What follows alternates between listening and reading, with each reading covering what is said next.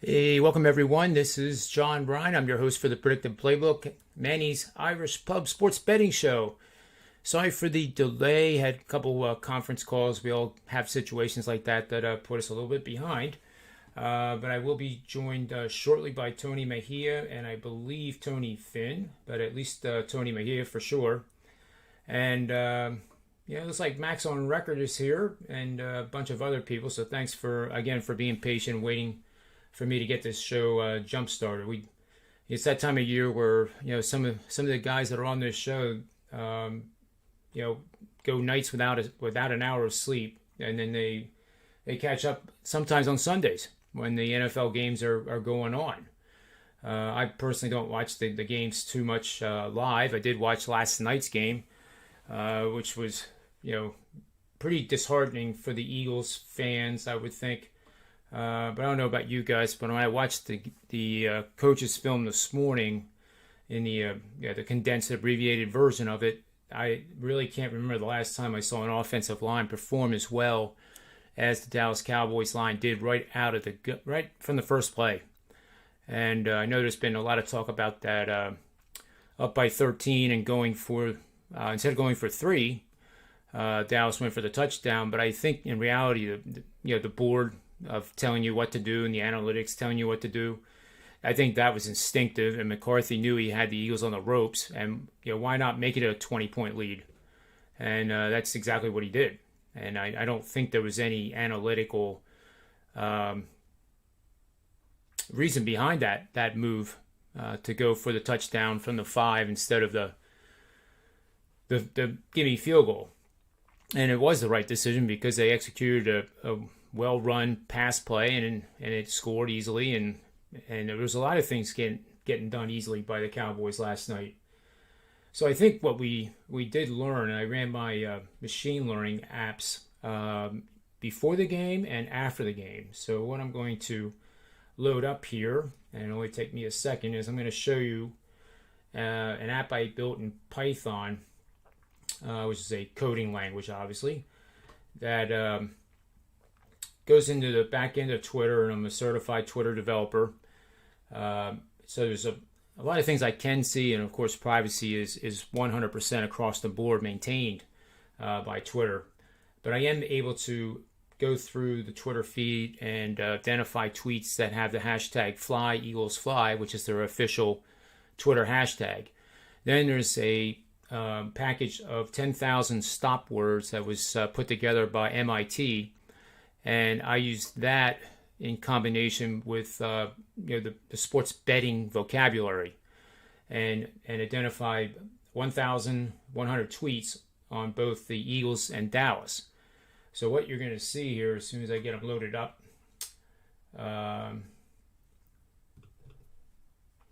is how the fan base of both teams has shifted rather dramatically in the aftermath of the game.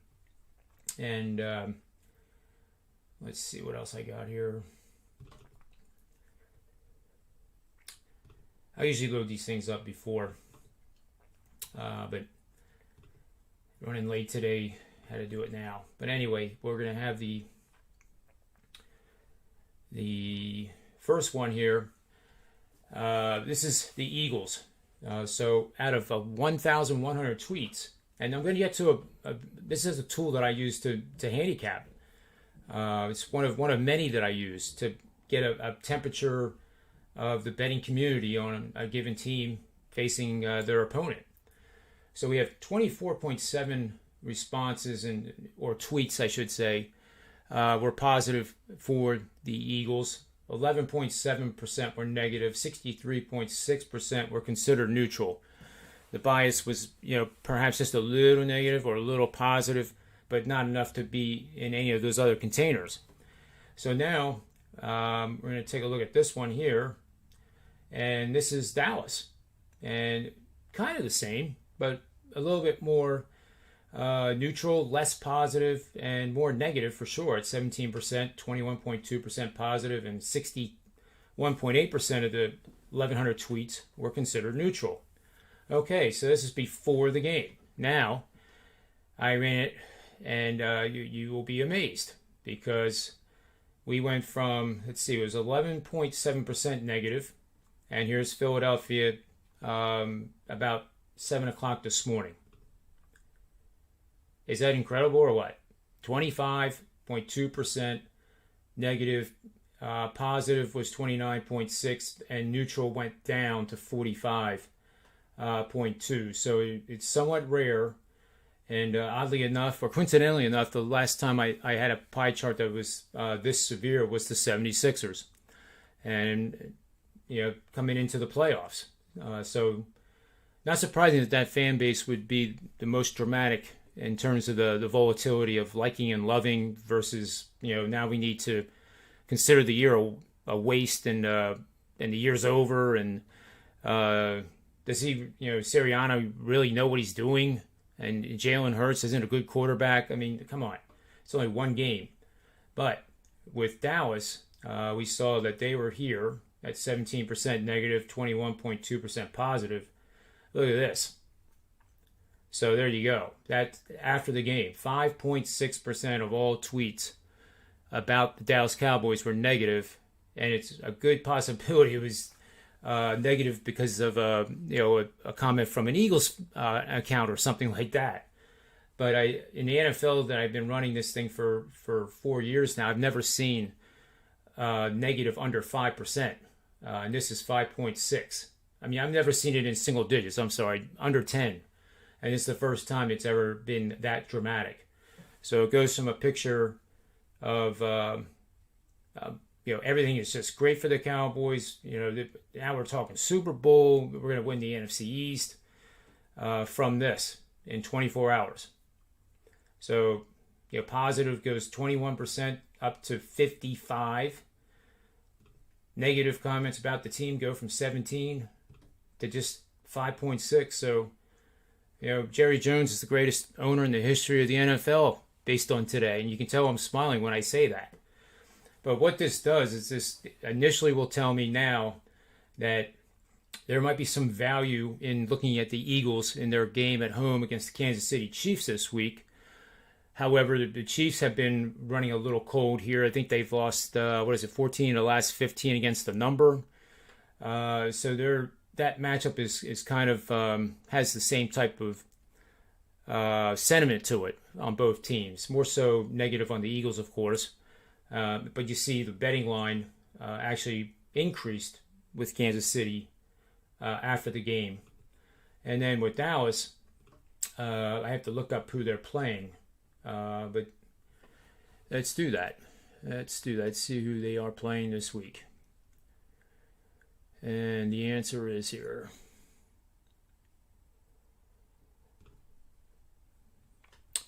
Okay, that's college, and here's the pros. So now we have, let's see, your Dallas, Carolina. Carolina is at Dallas, and Dallas opened as a 5-point favorite. They're now currently at 5. Before the game, they were at 4.5. So not a big move, but 68% of the money is coming in on Dallas now. That number is up from yesterday. 52% of the tickets is on Dallas, and that number is up from, I believe it was 45% yesterday. So that line is probably going to go 5.5 and then ultimately 6. So if you do like Dallas, this on a short week, taking on Carolina, probably better to get it now than later. One interesting phenomenon in the betting flow so far is that the over has 50-50 on the tickets, but 77% is on the under in terms of the money. So they're at 50.5. That number could possibly get some steam behind it and go down to 49.5. So I would have to say too that if you like the under, you could put at least half your bet on it now and then see how the market reacts in the next couple of days. Kansas City has 96, well, it's early action, so it's not really a good number here, but it says 96% of the tickets are on Kansas City. That line opened at 6, it's now 7, 7.5 at Pinnacle, and Heritage is the same. So, as you know on this show, we use Pinnacle and Heritage quite a bit as the leaders, because they're not a square shop. They are a pros shop. They accept all bet sizes gladly and openly. For the really big bettors, you might have to pay an extra half point for certain amounts. Like if you wanted to put 200,000 on a game, it can be okay. We'll give you 100 of it at this price, and the next 50 is going to be this, and the next 50 is going to be that. And that's how they make sure that they're protected and balanced. But I think the Kansas City line is going to continue to go up, and I think the total will climb up to maybe 55.5 for this game. So I hope you like that little study there. I'm not sure where my comrades are right now. So let me see. Oh, they slacked me here. But I did send the link. All right, they're going to come on here shortly. I just have to get the show link. Just bear with me 1 second so I can get these guys on. And invite. Yeah, and thanks for your patience. It'll be worth it because I think Finn and Mejia can come on.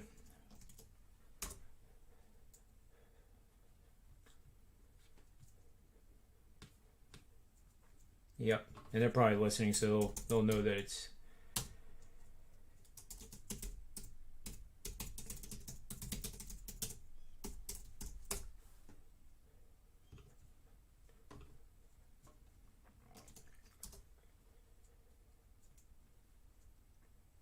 Okay, so a couple minutes they ought to be appearing.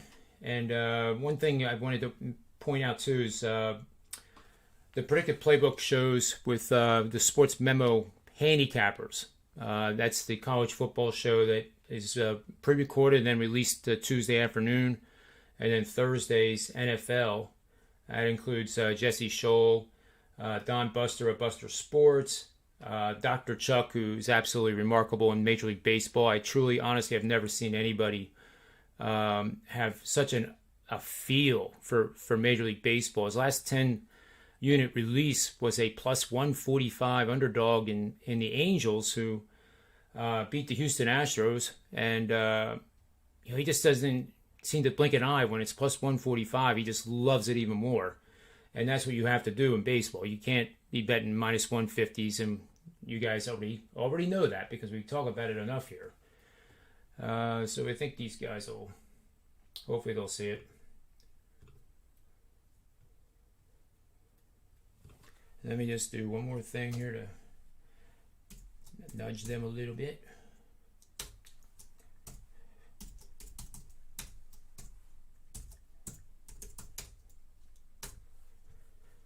Okay. So on the shows last week, the Tuesday and Thursday shows, we went 9-0 against the spread. You can't make it up. It's in video, and truly remarkable work by the whole entire panel. Dr. Chuck and I do shows together, and those plays were 4-0. So it is really, really going well for those shows. They're quick hitting. Each panel member will take anywhere from 1 to 2 minutes to do the breakdown and give out the best bet. And it just is a fast yet free-flowing type of show. And I think we got somebody here. Mr. Finn, I apologize for not sending you the link. No worries. I just got done. Just a short period of time ago anyway, and I was afraid I wasn't going to have any time at all, but I just checked in. Well, here we are. In summary form, here's what I showed the guys so far about the Eagles game and the Dallas Eagles game last night. So I ran my sentiment application for the Twitter, right? So here is Philadelphia before the game. Okay, out of 1,100 tweets. Pretty positive for Philly, right? For the Philly betting community and the fan base, that's pretty good. They're optimistic. Yeah. All right, you saw what happened last night, and I ran this morning, and is pretty nuts. Went from What? 25.2% negative. So I believe me, I'm not going to listen to WIP radio for any time soon. Yeah, As they're far telling as me, because Well, it's gonna be so toxic. really, you think so? Oh yeah, absolutely. I don't think After last I night, thought they performed. I didn't think. I mean, there was a few mistakes in there that created some disparity in the score, but I didn't think they performed that badly. People just always forget that Jalen Hurd has got half a dozen NFL starts under his belt, and if you think that you're going to, right? if you believe you're going to go on the road on a Monday Night Football game and dominate a team that Dallas isn't anything. They're nothing special. They're not going to make a movie about this 2021 Dallas Cowboys team, but they have a heck of a lot more experience at positions that are important in a game that's a primetime game on television, and you're on the. It's just that I think it would be silly to be calling Hurt, for his replacement, and this team is not capable of winning any games. And the truth is this: from what I've seen so far in that NFC East, and this again, we're only in week what? Absolutely, it's that Philadelphia is a perfect fit in that division. They can win game. They can win any game over any team in that division on any given Sunday. Okay, that's just the way it is. Can Washington right now? I would say Washington, the team that won the division last year, I have more questions about than I do Philly. So. Oh, I agree 100%. I agree 100%. But that's how the temperature of the fan base moves. Tony Mejia, I was showing my Twitter app that I developed in Python because I am a certified Twitter developer, so I can go in and get a lot of good intelligence, I think. So I ran it for Philly, and this was Philadelphia's results for 1,100 tweets before the game, about probably 4 hours before the game. Pretty decent for a team that wasn't supposed to be really good this year. I think they were tied with Jacksonville for the lowest number of wins at 6. But okay, so remember these numbers: 24.7 and 11.7. So we had the game last night, and I ran it this morning, and here we are. What does this mean? Like people ragging on them on Twitter? Yeah. Well, so it looks like that. I have a package of. It looks like to me you have more positive, John. There's more positive when you reran it than you did when it started. But look at the dramatic increase in the negative. I mean, what dramatic increase? That's a lot. That happens after any loss. Bottom line, Jalen Hurts was a little spottier than he has been. He wasn't allowed to get in a rhythm because the offensive line was brutal.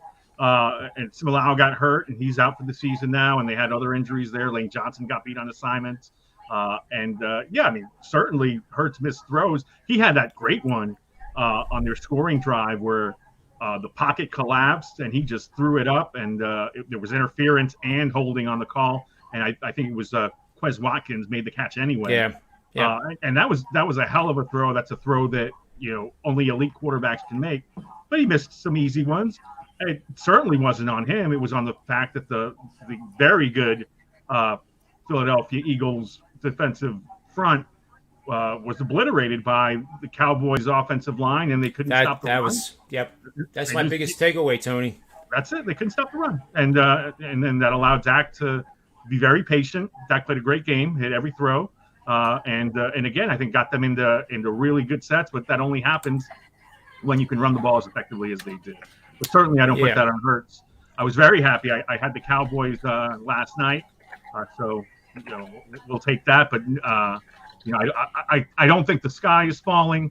I don't think they'll beat Kansas City this weekend because the Chiefs are coming in licking their wounds as well. So it's not a letdown spot.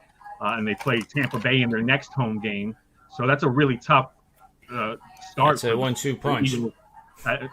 Their first 3 home games are against the 49ers that they've already lost to, and the 2 Super Bowl participants from last year, the Chiefs and Bucks. So not a very easy slate. But I certainly think so long as Miles Sanders stays healthy, he looks explosive. And Devontae Smith continues to develop, and Quez Watkins has been a nice surprise. I think their offense will be fine. And here's Dallas. And then I'm going to tell you what I do with these things. It creates a metric, and it's too big a spreadsheet to use on the show. But I'm sure Dallas, everybody hates them regardless. Well, this is Dallas before the game. So notice that this is compared to the Eagles before the game, Dallas before the game. Less positive, a lot more negative. And, of course, you can understand why. And now they're going to win the Super Bowl? Now, well, yeah, watch this. So now, after the game, we go from this to that. Oh, wow. I've never seen any part of the pie under 10%. I can tell you, though, and again, I love a lot of your stats. This does nothing for me because it's just people's opinions, and I don't respect people's opinions on Twitter as it is. But it measures like when it ties in with like the number of bets. I guess and the money flows. I think the benefit to it to fade public sentiment, I guess. Right, exactly, because that's honestly, what I learned on Wall Street when I traded on Wall Street. That was huge. That's not one. I mean, it's 1% of how I handicap. I could give an absolute rat's ass. Yeah, I'm going to agree with that. It's probably 5, 6, or 7% of mine. Way of thinking. Yeah. No, I'm just saying that's not the way and what I was commenting to what Tony said. Those things, I barely have enough time to fulfill, or at least to complete what I need to execute to come up with a conclusion and some assessment, at least to some degree. And when I run into things that are distracting, or maybe it might catch my eye, I might be interested in something. I have to basically throw a cold glass of water on my head and say, stop, don't look, don't do it. I mean, I don't have time, It just does not require. Automated. It's automated. No, but it requires reverse line movement. It requires me anything and everything I do requires a lot of time. I'm not very smart. Yeah, it's nice to see that information, but definitely not the end all. I'm much more. I agree. I agree. Who's playing and who's injured and whatnot than I am what the betting market is doing. Certainly, I agree 100%. Line moves and stuff, we have to be cognizant of it. Try to get the best line, but I'm still doing the same thing with college football. Like I've got all my numbers; they're completely done. 2 ways that I like to do them, so I'm ready to put in some plays right now. But we're still in COVID land, and like I would hate to put out a 4 or 5% play for clients tonight, where I'm going to start loading plays for the weekend. And I put 30 up on Saturday, y'all. I saw that, Tony. I don't know why I looked, but I saw that and I said, "What? How the hell do you even have time to log in and get to the right drop down 30 times for a game? 30 games in a day. That's for me. I just said to myself, "Wow." That's the way, and I only do that with college football or conference tournaments and college basketball because even in the NFL they take weeks off. In college football, they'll take weeks off, but at the same time, the fact that we only have about 10 to 13 of these opportunities, and you can read a team the way they're coming in, I think that lends itself to that. Not to mention, there are people that like to sit in their house all day and watch games from noon to 10 p.m. No, I'm not saying they don't, and I'm not addressing what people do or they don't do. That's not what I meant by that. Because I'll give you an example. My card, I have a card this week. It's the largest card I've had probably in a college card. I don't remember having a larger card in 8 years at Wager Talk. Don't, and I have 7 games, and I think that's so much. Let me tell you something. Right now, 24 hours later, I'm still not completely done with my analysis. I still have of the 7 games, I still have 1 game to go. It's taken me that long to do the write-ups, So maybe part of that's on me because I'm not required to do short stories on them, but I do, and that process alone helps me. It does a lot of things. What it does more than anything, guys, is when all the shows I have to do, I don't have to. So I don't have to have extensive notes when I do all that. Right. Essentially, it's kind of my way of reading a script, or at least memorizing, or having some recollection of what's there, what's not there.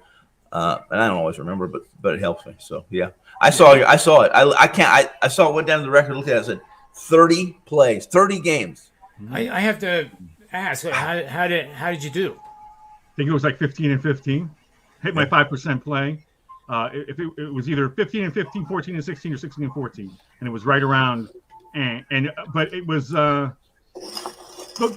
thing that I like about it is, okay, so on Saturday nights I'll start with the early games, my gold sheet write-ups, because we got to have 19 games up on Monday mornings, a full schedule. My 19, Bruce Marshall's got over 20, the other guy that does it as well is in the 19 to 20 range. So we're covering over 60 games. So I've already got my share researched, lined up. I know my line, the line. I know who's injured.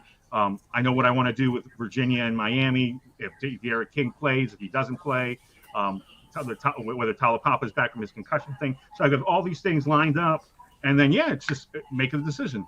All of this stuff, and it comes down to decision making.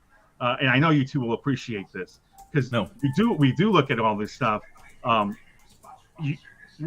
You like two games equally, like I did in the NFL. I said I like Tampa Bay losing to the Rams. I like the Seahawks over the Vikings. Man, the Rams over Tampa is probably the bigger splash, but I'm a little more confident with the Seahawks.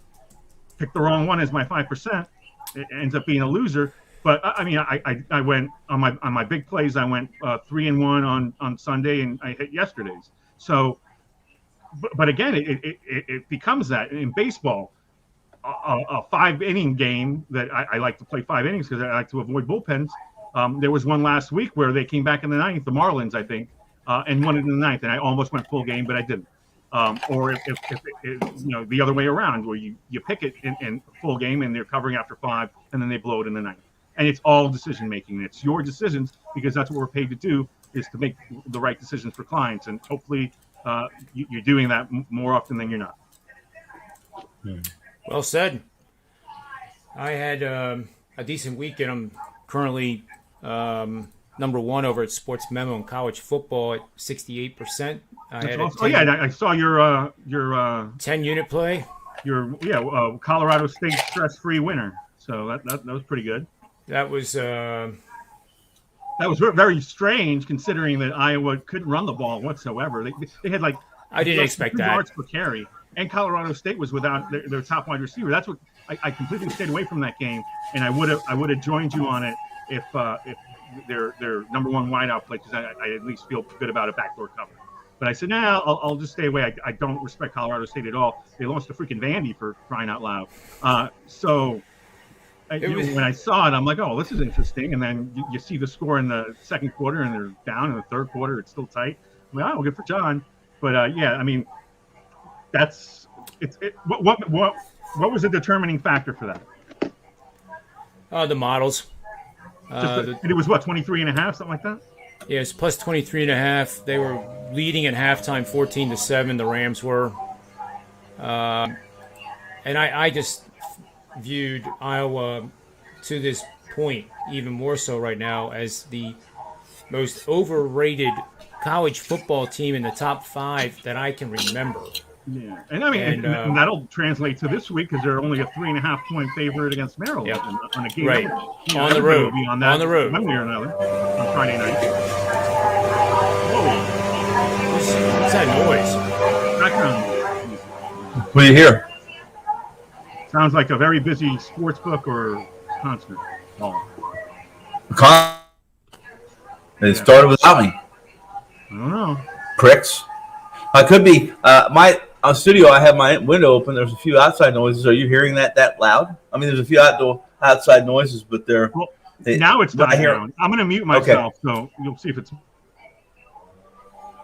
No, there's somebody out here who's got a blower in the I can hear neighborhood. a leaf blower. Yeah.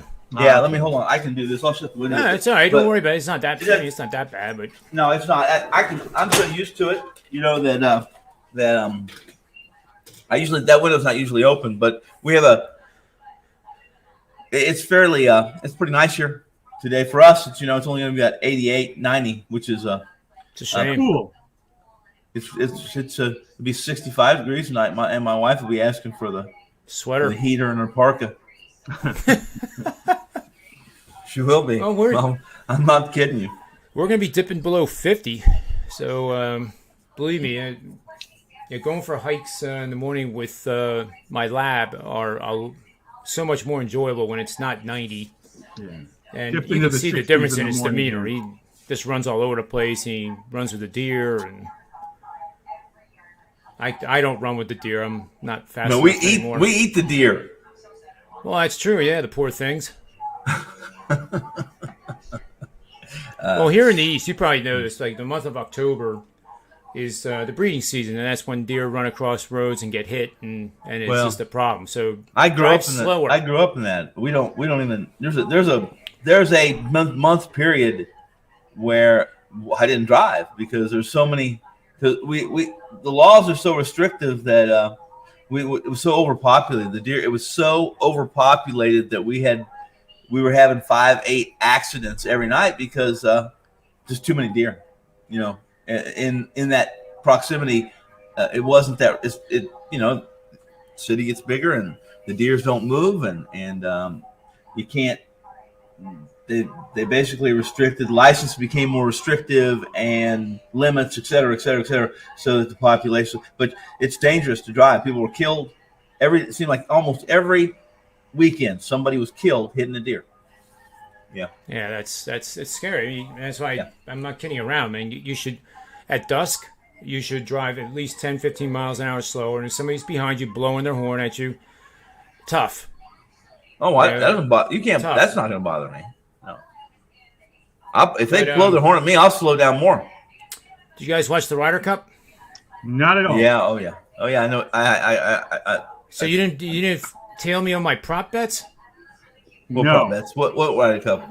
Well, the one that I had on the show. I don't have time for that, Johnny. I don't have time for that. With Nick Borman, 7-1 odds that one of the players, any of them, would win all 5 of their points, and Dustin Johnson came through. He must not been juiced. Dustin must have been clean this weekend. I don't have time for Had that. the whole family there with him. He was relaxed, but the U.S. destroyed Europe, 19-9. If I had a little American flag, I'd wave it right here. I'm happy we won. Yeah, I mean it I was did not watch not it. good. No. And it was right out of the chute. The first morning round matches, 4 of them, playing foursomes they call it. And I don't know why they call it foursomes, but it's alternate shot, which is the most difficult format to play if you've ever played in these kind of events, because you get no rhythm and your partner, you have to know their styles really well, and your partner can put you in places that are not fun. But you're one match, then the one that everybody thought they'd win was Rahm and Sergio. So Sergio is now the all-time leader in points, which he was, and he's also the all-time leader in the foursomes format all-time. So he's legendary just for that. It's a shame he didn't win more majors. If he played like he does at the Ryder Cup, he probably would have won 10. But Minnesota Gophers last week played Bowling Green. Yep. Bowling Green defeated them 14-10 as a 31.5 point underdog. Minnesota now plays Wisconsin. And I wanted to ask you guys, if you haven't looked at it, that's okay. But do you think Minnesota is going to be able to bounce back from that kind of humiliating defeat? And they are playing in Wisconsin. In a No, word, they're not yet. playing in Wisconsin. They're playing. Minnesota. Yeah. No, Michigan is playing Wisconsin. Let me Michigan's get the playing in Madison. at Purdue. At Purdue. Minnesota's at Purdue, correct? Yep. And they're Yeah, they lost their homecoming game to Bowling Green. I had Minnesota in the first half -19, and the reason why is because the Gophers have ran the ball despite the fact they lost Ibrahim. They've got Potts going, and they ran the ball on everybody. And Bowling Green's defense was notoriously bad against the run. I'll tell you what that game did, Tony and John. It exhibited where the most overrated team in the top 5 right now is Penn State. I would agree with that because I don't think they're 4. Right. And you're not going to tell me that Ohio State at number 18 or number 19 belongs there. Nope. Well, that's why I don't pay much. When you mentioned that earlier, I thought about them. And I'll mention this to you. That's why I don't pay attention to polls. I mean, I don't even look at them. Yeah, right. They they are meaningless. Right. Yeah. Because they don't factor in. People that are voting on it, they should look into the future and think like, okay, well, Penn State has to play on the road at Ohio State. That's not likely to go well, but you never know. I personally think this Penn State team is getting better and better and better. Oh, they better. Yeah, And they should. I think they will be potentially a top 5 team. 4, 5, or 6. When all said and definitely done? top 10. Oh, it's all going to depend on Ohio State when all is said and done. But they also play Iowa next Saturday at Iowa. So then you'll be happy to know Koken and I went with Penn State as our favorite game from today's block. So, that's good. That's good. Laying the 11-12, and just to touch on it, reason why is Indiana lost. They had Ty Freifogel, but DJ Matthews has been their best receiver this year. Their slot guy, he tore his ACL against Western Kentucky, and they were able to escape that game. But another night game at Beaver Stadium. Stripe out this time instead of the whiteout, so people will wear blue. I might wear blue. Well, I have them on my list, but Indiana's more for me. They're not a fade as much as they are. This team isn't as good. They're not. They didn't. Right. I thought they were fortuitous last year offensively in many situations, and I thought their numbers, their seasoning and numbers were a little skewed. But they're a team I would play under. They're defensively, they're not incapable of being pretty good. I like them under because typically, still the books are still playing them. I think a little bit on the.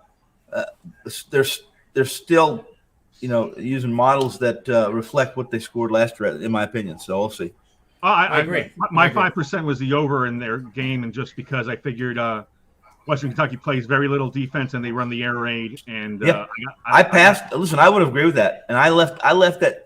I have such a strong feeling about playing Indiana under moving forward that I purposely passed over that game, thinking, let me see what happens. I want to see what happens. I want to see how it plays out. And this week, my list was too long, and so I just passed on Indiana as well again. But it's a game that I definitely, a team I definitely will look forward to, especially if we get a bad weather day or something. It got dicey late. I needed 2 touchdowns in the last 5-6 minutes. Yeah, I know it did pick up, but I saw the first half and I said, I wish I'd played the under now. Well, yeah, early it was slow, and then I think both teams traded scores in 10 straight possessions. So we were on pace 2-3, and then the first 8 to 10 minutes of the fourth quarter were brutal. I was praying, and then we finally got an Indiana touchdown. I said, all right, we're in good shape because I think Western. The whole premise was we'll get a backdoor cover, and I didn't play Western Kentucky. I just know that's what they do. They just sell out, down the stretch and try to run their air raid and get completions. Zappy's really good, runs that system really well.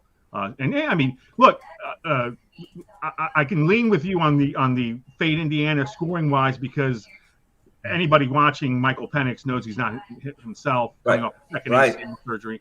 They get a bye week after this game. I think he'll be better in the second half of the season. You could see him improving, but losing Matthews a tough blow. Freifogel doesn't look like himself either. Indiana's never won at State College, 0-11, even though they're 5-6 against the number. This is a night game again in Happy Valley. It's going to be tough. Yeah. And there's DNA trail. There's a DNA trail. Real quickly, there's a DNA trail that I'll throw at you. Last year, middle December last year, in the Pac-12, and I follow the Pac-12, and I'm really hard on the Pac-12. In fact, I'm brutally hard on the Pac-12 and what's going on in the last half decade. But to make this short, because it's references, I wanted to reference Minnesota, was that when I did my previews for the Pac-12, I really graded Colorado really low. And I said that what happened last year was they benefited from several situations during COVID. Their first game wasn't until mid-November. And going into the final game of the season, they were 4-0. If they would have beaten Utah at home at Folsom in Boulder, They would have been 5-0, and when the pairings come out, they're probably in the Pac-12 championship game at that point, for several reasons. But to get to my point is, I passed on the Northern Colorado game that was their opening in Colorado, and then their second game of the season was against Texas A&M. Texas A&M came off a game where they had 600 yards of offense. Okay, they went to Folsom and they went to Denver. Final score of that game, Texas A&M was fortunate to win, 10-7, if you remember. 10-7 was the final score. Colorado has no defense coordinator. This guy is he's pretty good. He's 30-year vet. He's been a DC for other teams in the SEC. He's been in the NFL, et cetera, et cetera. And this team's really not very good offensively. They're a hit and miss group. Yeah, exactly right. Can't pass it at all.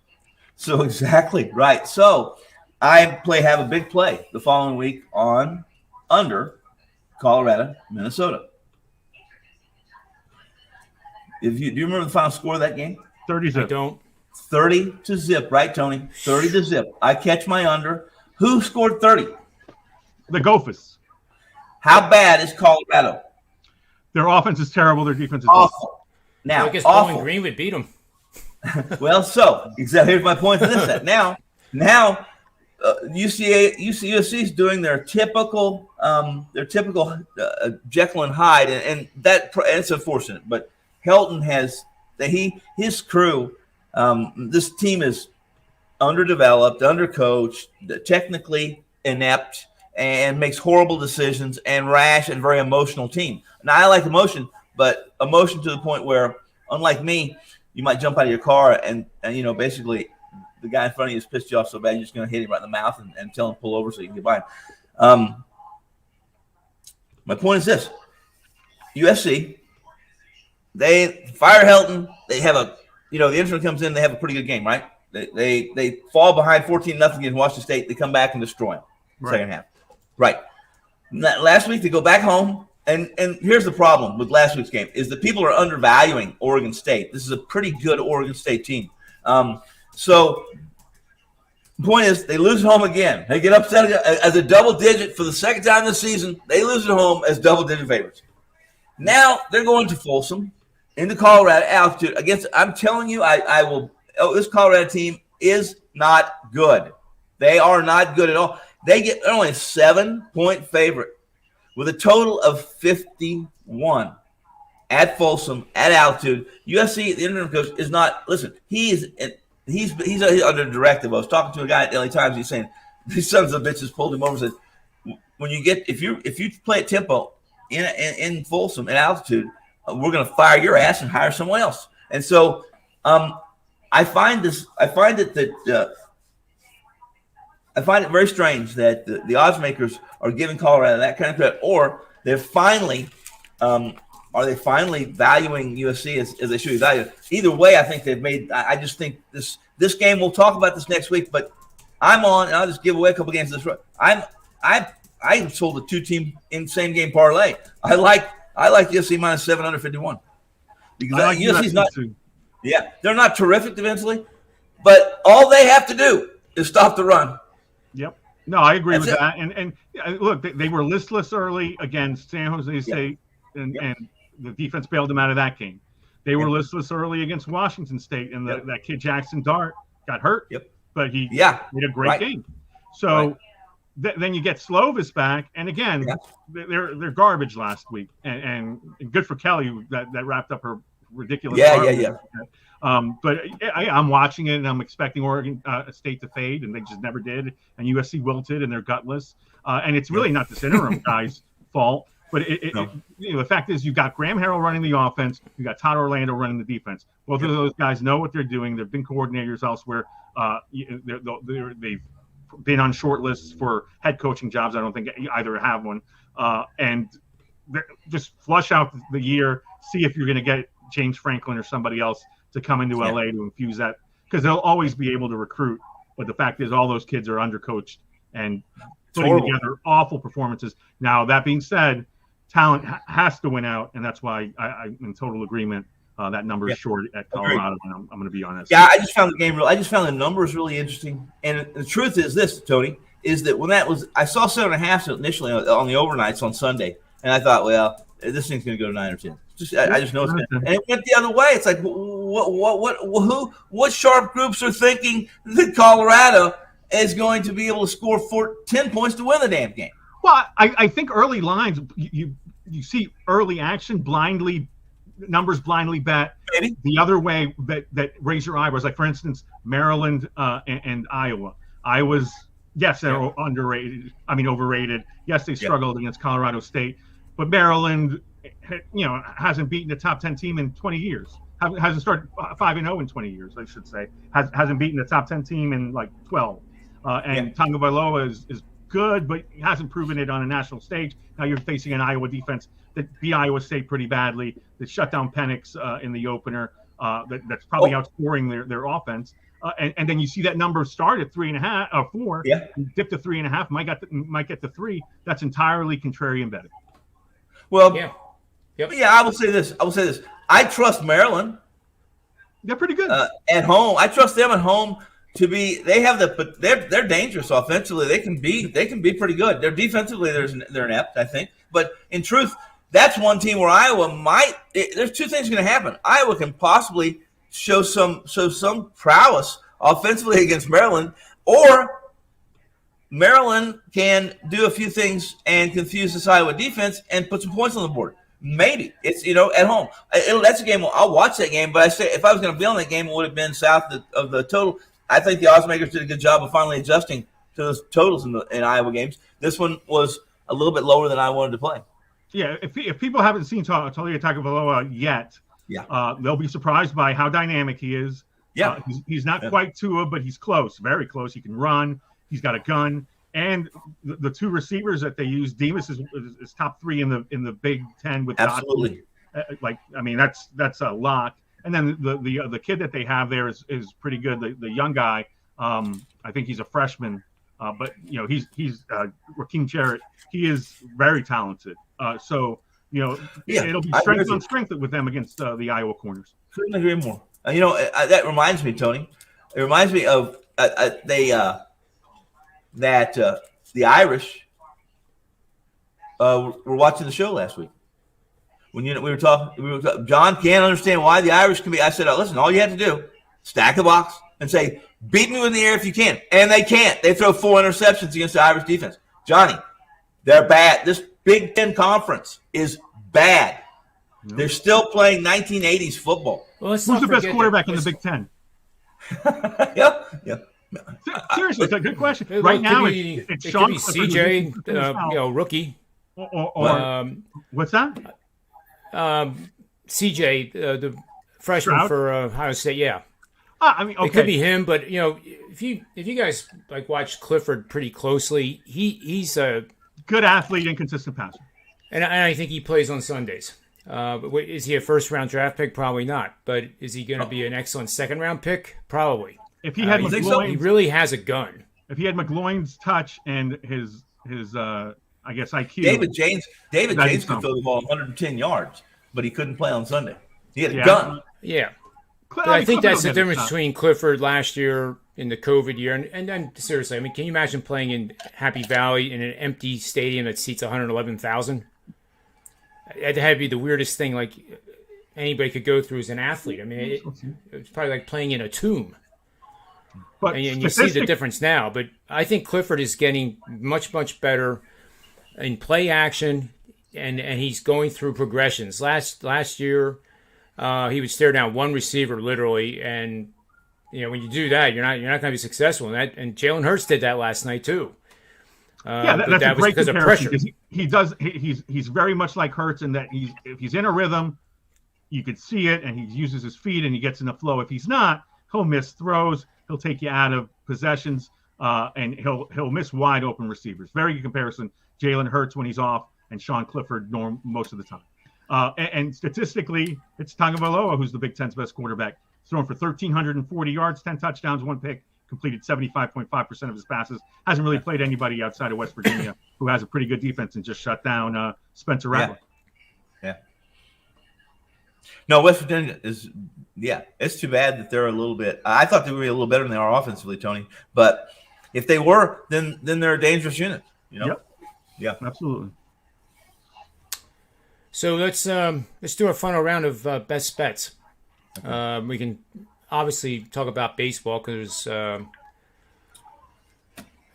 it's going to be the Giants and the Dodgers. I think are the ones that have the most to lose. Clearly, I mean, do you want to play St. Louis? If you're either one of those teams, the way St. Louis is playing right now, exactly who I want to play. It's exactly who I want to play. Who's that tiebreaker there? Because it's Giants by 2 entering tonight, but the Giants have won those season series. The tiebreaker between the Giants and the Dodgers. Yeah, I think the Dodgers have the tiebreaker. Let me look it up real quick. Hold on. All right, but yeah, I mean, if they're tied, they're going to play one game anyway, right? Do they? Yeah, I think so. Yeah, but there's a tiebreaker. There's a tiebreaker that decides where they play. Right. That's exactly. Okay, so season series does not decide division in MLB. Okay, gotcha. All right, well, good to know. Right. All right. So then, wow, that would put you in a hole if you got to decide the division and then the loser's got to play the wild card. It's crazy. You remember? I'm trying to think. What year was it when? What year was it when we had two teams in the same divisions over 100 games? That was the Giants and who was it? Was it Giants and Dodgers? Then I'll look that up too. I can't remember. I do remember there was an instance. Was it the Astros? That was Barry Bonds. But I don't remember now. It just came to my. You guys, you just kind of made it come to the front of my. It could have been when I guess here's my other question. So what happens? What happens with the wild card? Does that use say the Yankees and Red Sox finish with an identical records? Do they play it? They have to. Yeah. Oh, well, if they're tied for the second wild card spot. Well, they'd be tied for both wild card spots. So decide. Then there's no playoff. They're not playing each other. So they're playing each other, but where is my question? Oh well, where it would come down head to head. Head to head. Gotcha. Head to head. Okay. And if that's tied, it's best record in the division. Right. Which would be Boston. Very interesting. And then, where's your Philly status report? The only status I have is that Bryce Harper is the National League MVP. No, but have you given up? Or they playing the Braves this week, right? Sunday was disheartening. They have they brought up a good kid from Reading, Kraus, and you could tell he was a little nervous in the first inning or maybe two, but then he settled down. And when you get shut out by that team, that's not good. It's just it's not good. I had the over in that game. It was 5-0, right? Something like that. 6-0. But tonight, I mean, it's fading Adonis. I didn't even know that other guy was going to pitch until like an hour before that. Both teams, the Phillies are 2.5 games out because they've played in one extra game. Atlanta has Philly has 6 to go. Yes, and Atlanta has 7 to go. So they're 2.5 back. They have Zach Wheeler tonight going against Charlie Morton. Basically a pick'em game. Atlanta's -120, Philly's +110. And then the Phillies do have their 3 best going, but then as we've talked about so often, Aaron Nola goes tomorrow, and he's a tale of 2 locations. It's John. He's terrible on the road. Wheeler wins tonight, or they can. It's done. They can throw a challenge. It's the same setup as that's good. You said that. It reminds me of when the Yankees had to win Friday night. Yeah, we were talking about that game at length. I'm telling you, that was a pretty important game for them. And look where the Yankees are now. Yep. And they swept them. But look who Boston has now. They play 3 with Baltimore. True, but they have 3 with Washington, and they should be in. Yeah, they should be. They should be. Those are the games. Those are the ones that are, as a fan, it's worse than being a capper, and that's that. I don't care what they should be. I'm telling you, I run from those games and scream like a girl. I want nothing to do with them. Nothing. Which one? The expected blowouts like Red Sox Orioles? Yeah, well, just those kind of games where one team's playing loose, and the other team knows that it's a scenario that is always been difficult to wrap my arms around because skill is so easy to measure, and over the course of 162 games, typically as long as the guy's healthy, we can have a pretty good idea what they're going to do or what they're going to produce. It's the emotion that's not reliable, and that is it's not really tangible and difficult for me to, like I said, wrap my arms around. So when it comes to a game that's filled with that, one side's emotional and the other side's I don't give a shit. It means I'll almost go to the side that I don't give a shit. Yeah, I mean, I guess. Like I was going to ask you because I know you do this. So if you were playing this night and you said you weren't, I played this. I'll divulge, and it'll be my free pick at 3%.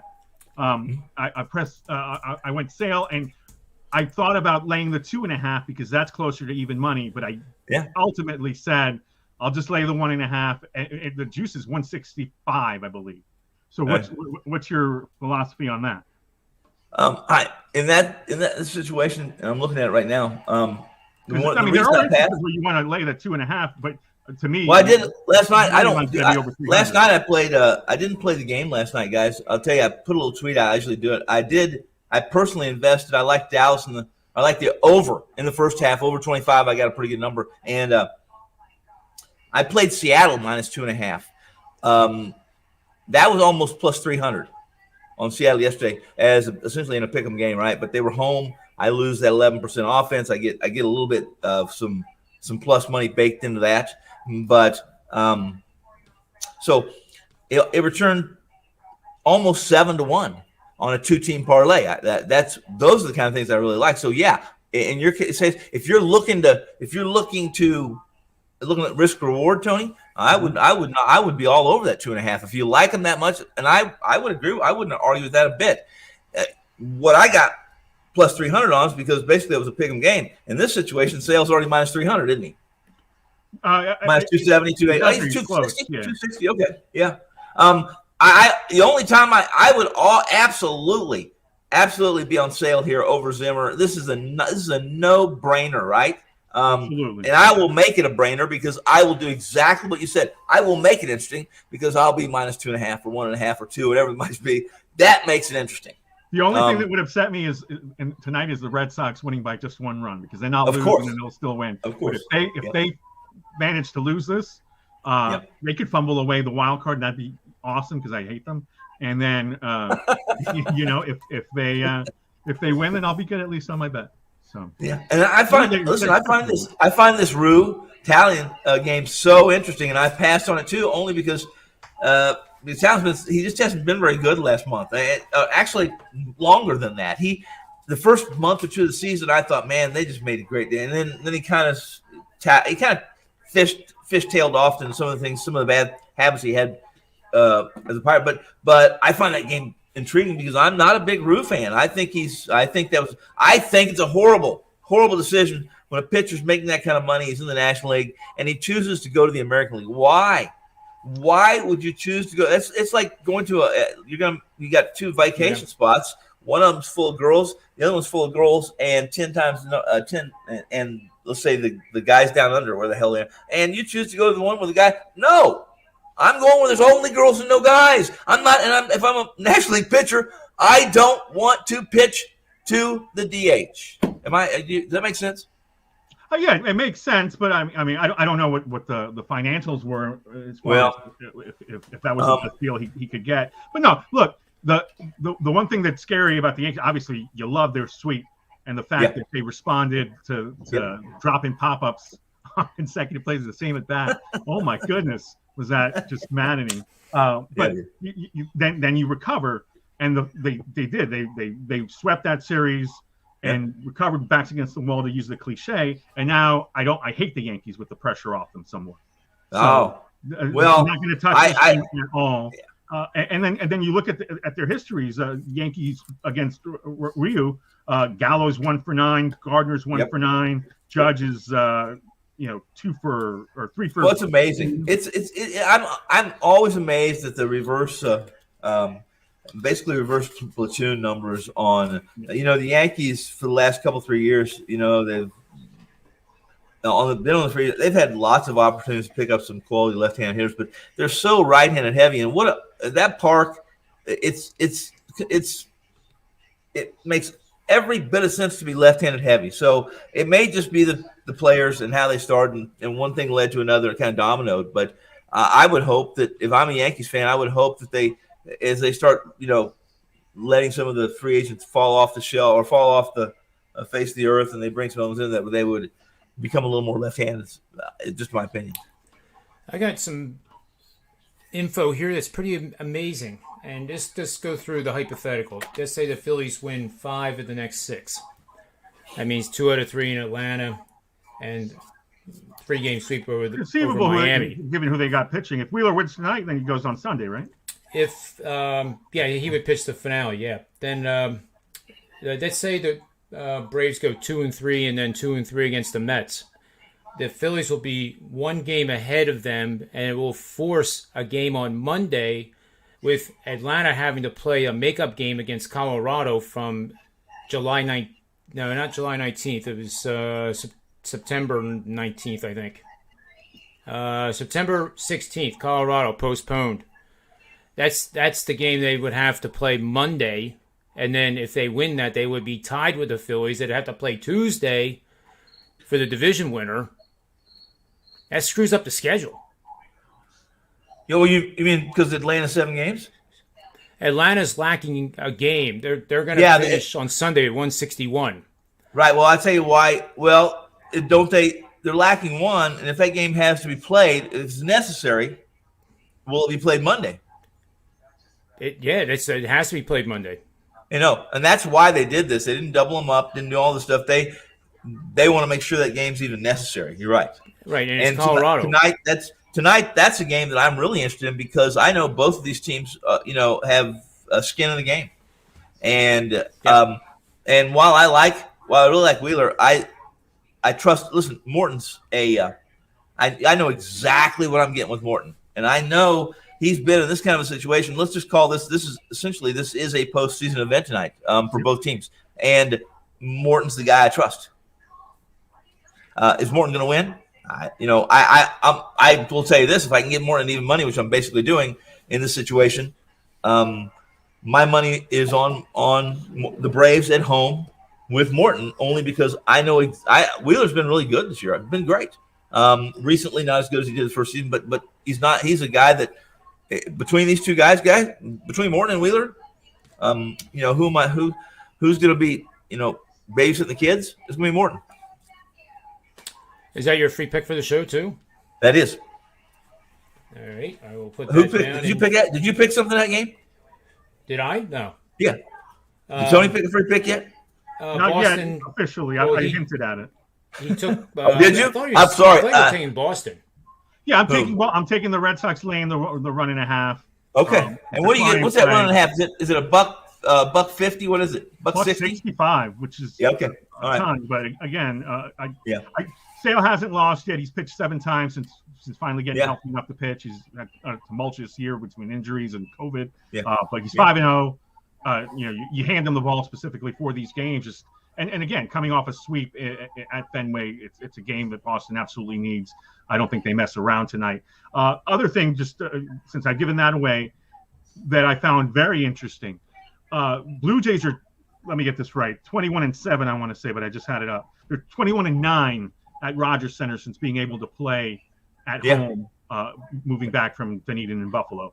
21-9 is one of the top percentages in MLB, but they've only drawn 14,000 because of that's all they've allowed into Rogers Center. Yeah. That'll be the case against the Yankees too. But they did get approval this weekend to get 30,000 in there against the Orioles. So essentially, if they can get 2 out of 3 from the Yankees, and then you get the Orioles coming in, and it's in play without question. It's in play. Here's the deal. Just get one, baby. Yeah, just get one. I'm telling you right now, tonight's games are, especially when you've had a day off.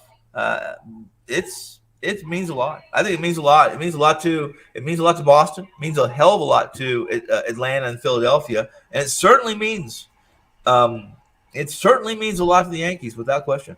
Yeah.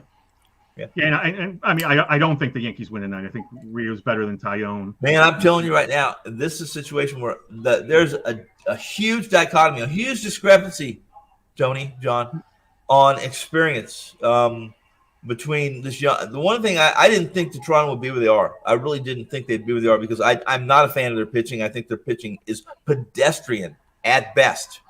And I know they're explosive offensively, but I also thought some of these kids would hit a wall by now. Some of these younger ones, or feel the pressure. You know what I mean? I trust the Yankees and their experience head and shoulders over what I would trust Toronto. I've seen Toronto kick the ball. I've seen them do some silly stuff in the last few months of the season, where they'll get a lead in a game, a couple runs, and they think it's over or something, and they're out kicking the ball around on some fields, and all of a sudden those teams back in. It's just typical young players who their gold chain gets in the way of their eyes on a player. Yeah. But I mean, getting Springer healthy, I think they've got a really good record when he's I agree. So he's in the mix. Manoah's been one of my favorite pitchers to watch over the past few months. He's tremendous. Thank goodness Yankees don't have to see them. But yeah, look at the pitching matchups tomorrow and Thursday. Garrett Cole against Jose Barrios, and the Robbie Ray against. That's not even close. That's not even close. Barrios, not even close. Cole. I wrote this. Well, I wrote it last week when we talked about Cole against Eovaldi. That if there's a guy, listen, if you're going to hand the ball to somebody and trust him, I trust Cole. This situation is not exactly the same, but Katie bar the door. You're going to have to tie me, threaten me, threaten to kill my family for me to go against Cole in this kind of situation tomorrow night. Absolutely not. I mean, and they brought Barrios in to be the ace essentially, and he's been okay. Yeah. He's been decent, but he's definitely not the pitcher that he was last season or the year before in Minnesota. You're right. You're right. Not in sync, but I mean, he's a quality pitcher. But yeah, Cole slightly in a different league. I think that's the one you have to get tomorrow. Cole's made the adjustment. He's done a good job because this is a guy who used a lot of tack, and now he's not using it. And that and the hamstring issue he had there at the end of June. There were people coming and saying, "Man, Cole's he's not gonna be any good. He can't use the attack." I said, "He'll make and he made the adjustments. He's looked good. He really has. Last handful of starts, save one. That 3.1 inning start he had, he's been good." Yeah, and I would imagine the Yankees are slight favorites tonight just because they're always favored. But no, it's actually the Blue Jays are laying $1.25. Right. Tomorrow the Yanks will be favored with Cole on the mound. That's the game they need to get. Oh yeah, and that takes the pressure off of Thursday with Corey Kluber, who's been pretty good, inconsistent but pretty good when he's on against Robbie Ray, Yankees. Hit lefty. Yeah, listen. If Kluber has his curveball working, he can be money. So dependent on it, So my picks. Yes. And I had fun listening to you guys. It was enjoyable listening to you guys break down the Phillies and Atlanta game. And it gave me some ideas that I wouldn't have thought of. So that's what we say these shows are all about. Mm-hmm. So I'm looking at 3 prop bets here. One I was going to give out that had really nothing to do with what you were talking about, but it's Bryce Harper hits a home run at plus 333. Trip threes got to be lucky. Or is it trip sevens? Well, trip threes is pretty good too. That's what do they call it? The Holy Trinity, I think. So Harper hits a home run, and then your breakdown of the pitching matchup. I'm going to go over 6.5 Ks with Wheeler minus 110, over 6.5 Ks with Morton minus 105. Yeah, I like the Wheeler prop, but Freddie Freeman's hitting 419 against him, and as far as your Bryce Harper. Has never homered against Charlie Morton, but is batting 4 for 12. And Harper is batting. I don't know where he is for the National League batting title, but he's batting 313. I don't know where that ranks. I assume one of the Astros lead that. Gurriel, maybe. Yeah. Let me pull it up real quick here, and we'll see. Stats. Let's see. Gurriel's batting 317, which is ahead of 313. I don't know. Shit. Hey guys. Yeah. I forgot. They're waiting for me on. Okay, go ahead. I'm sorry. Anyway. Go. See you guys. Right, thanks. Trey Turner, Washington. Now the Dodgers. 322. Juan Soto, Washington, 321. And then Harper at 313. That'll all be decided this week. Maybe your Bryce Harper MVP thing will get a bump if he's hot. And if he's hot, maybe he deserves the consideration, certainly. If he wilts like like a choker, then Yeah, he's carried that team though. This whole after the All-Star break, it's been crazy how his numbers, and he's done. I gotta look this up before I let you go. I'll look it up overnight for tomorrow's show. He and 3 others, one of which is Babe Ruth. He's done something this year with the doubles, home runs, and something else that only 3 other players have ever done. And he obviously has. I think he has 40 doubles now. I mean, it's interesting that him and Freeman have very similar stats. They both have 82 RBIs. Freeman's got 31 homers. Hey, yeah, just say, I'm sorry. Another show ran over long, and I can't get rid of it here. I'm still hearing them in the background. Oh, okay. Here. I'll get rid of you. I'll boot you. You ready? Okay. All right. But yeah, I mean, very similar that didn't really numbers. boot it either. What's that? That didn't boot him off either. He's I don't see him anymore. I'll kick from studio there. There we go. He's gone now. That's crazy. I mean, the fact that they've got 3 guys in the middle of the lineup, but not named Freddie Freeman with 100 RBIs. Yeah. You know, Albies, Riley, and Duvall, and lost Acuna, and had to pick up Soler, who's been pretty good for them, but was terrible in Kansas City. I mean, it'll be interesting to see what happens. I think Atlanta getting Freed back right is key, and then he'll pitch against Nola tomorrow. So interested in both the fun series that begin tonight. And I've got a 5% play up later in MLB. So I really don't touch MLB 5% very often. We did a couple times this summer, but we're coming to a close in September, and only I'll do one on Thursday to close it out, and none tomorrow. So I picked my spot tonight. Yeah, and guys, when you hear us talk about a 5%er being released at Wager Talk, that's the next sentence should be, I'm going to write that down and make sure that I go to wagertalk.com and get Tony Mejia's 5%er. Yeah, because these are the best of the best picks. We only get 8 a month on them, so you have to use them viciously. And then again, I mean, you agonize over which to use. I mean, like I was really disappointed on Sunday. I really liked the Rams. I liked the number. I thought they'd win outright, but I liked the Seahawks just slightly better. And then up 17-7, they had Cousins sacked, bullshit freaking holding call, and that extended the drive. And then to Cousins' credit, had found Justin Jefferson and Thielen all day, and his tight end, and they beat the Seahawks fair and square. But at that point, it was looking great because the Seahawks were getting the ball back up 17-7 with a chance to score. And that's how NFL games can change in a heartbeat, that's for sure. They've been very volatile coming down that fourth quarter for sure. Nothing is certain. Nope. But last night's game was certain. Oh, yeah. Last night's game was a beatdown. It was one of the rare ones. I said, all right, 5 minutes to go. They scored again. Let me see what's on HBO. Exactly. Yeah. Well, Tony, it's always a pleasure having you on here as a regular co-host with Finn and Rob Vino. I think we'll be on tomorrow. You're probably. I think Vino's off tomorrow, but on Thursday I am. Game time decision tomorrow. Likely on Thursday, definitely on Friday. Awesome. So for all those names I just mentioned, and myself and WagerTalk.com, SportsMemo.com, and these Predictive Playbook shows, may all the wins be yours tonight. Thanks for listening, guys.